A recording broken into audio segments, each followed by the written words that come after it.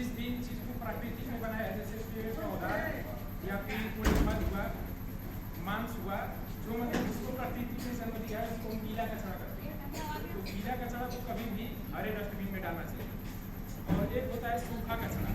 सूखा कचरा जो मानव ने बनाया है या फिर जो मशीनों द्वारा बनाया गया है, जैसे कि प्लास्टिक, बोतल, डब्बा, ये सब सूखा कचरा होता है। तो सूखे कचरे को हमेशा नीले डस्टबिन में डालना चाहिए। डस्टबिन के बारे में आप लोगों को जानकारी होगी, नीला होता है, हरा होता है। तो नीले में सूखे कचरे को, हरे में जो है गीले कचरे को डाला जाता है। और सबसे पहले मैं आज आपको बताने जाऊँगा कि सोर्स सेग्रीगेशन, यानी कि कचरों को अलग करने से, मतलब कि मैं आपको बता दिया कि गीला कचरा को इसमें डालिए, सूखा कचरा को नीचे डालिए, तो इससे क्या लाभ हो सकता है। तो आप कभी भी न्यूज़ में देखे होंगे या कुछ लोग दिल्ली मुंबई गए होंगे तो देखे होंगे कि वहाँ दिन प्रतिदिन कूड़ों का पहाड़ बनता जा रहा है, जिसको निपटाना सरकार के लिए बहुत बड़ी समस्या बन चुकी है। तो जब हम गीला कचरा और सूखा कचरा को एक में मिक्स कर देते हैं और वो जब डंप साइट पर फेंक दिया जाता है तो उसका सही से निपटारा नहीं किया जा सकता है और उससे काफ़ी बुरी गैस निकलती है, जिससे वहाँ पर काम करने वाले कर्मचारियों की भी कभी कभार मृत्यु हो जाती है। फिलहाल न्यूज़ में आया था एक बार कि कर्मचारी काम करते हुए जो है कि उसकी मृत्यु हो गई थी मीथेन गैस की वजह से।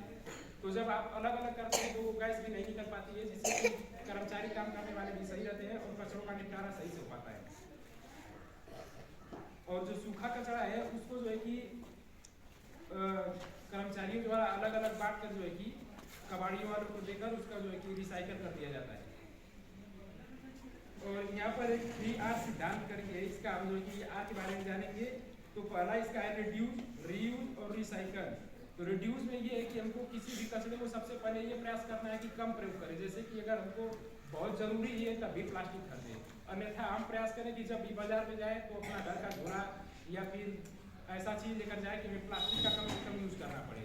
अगर कोई बाटल उठल आपको पानी पीने के लिए स्कूल में ला रहे हैं तो पहले प्रयास करेंगे कि हम स्टील का बाटल लाएँ, प्लास्टिक। इसके बाद है रीयूज। रीयूज का अर्थ ये है कि हमको उसको कैसे पुनः प्रयोग कर सकते हैं।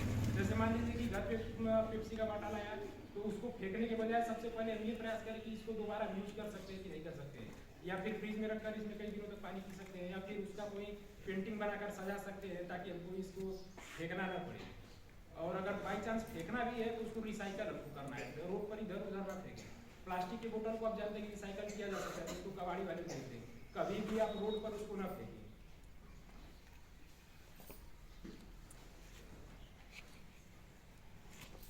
और इसके बाद हम बताने जा रहे हैं कुछ सिंगल यूज प्लास्टिक के बारे में। सिंगल यूज प्लास्टिक उसे कहते हैं जो कि एक बार हम यूज किए और उसको फेंक दिए।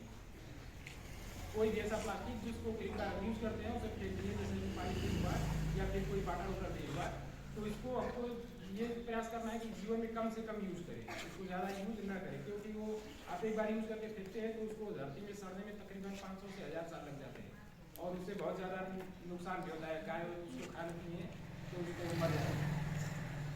तो उसका जो है प्रयास करना है कि उसको ना यूज करें। इसके बाद हम आपको बता जा रहे हैं घर पर कंपोस्टिंग के बारे में।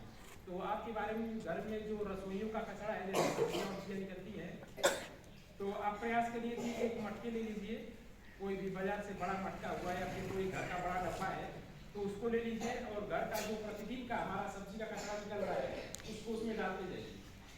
प्रतिदिन डालते जाएंगे तो एक हफ्ता में लगभग भर जाएगा।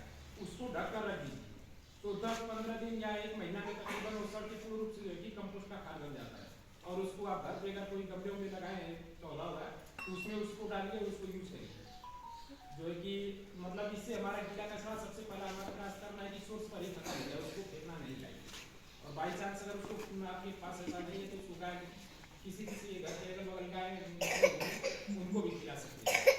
और अगर कुछ नहीं आपको मिल रहा है, फेंकना ही पड़ रहा है, तो आप उसको हरे डस्टबिन में डालिए। हमारी नगर पंचायत की गाड़ी आती है तो खुद उसको कंपोस्ट बनाती है। हमारे नगर पंचायत का कंपोस्ट साइट बना है, तो आप जब उसको हरे बाल्टी में डालते हैं तो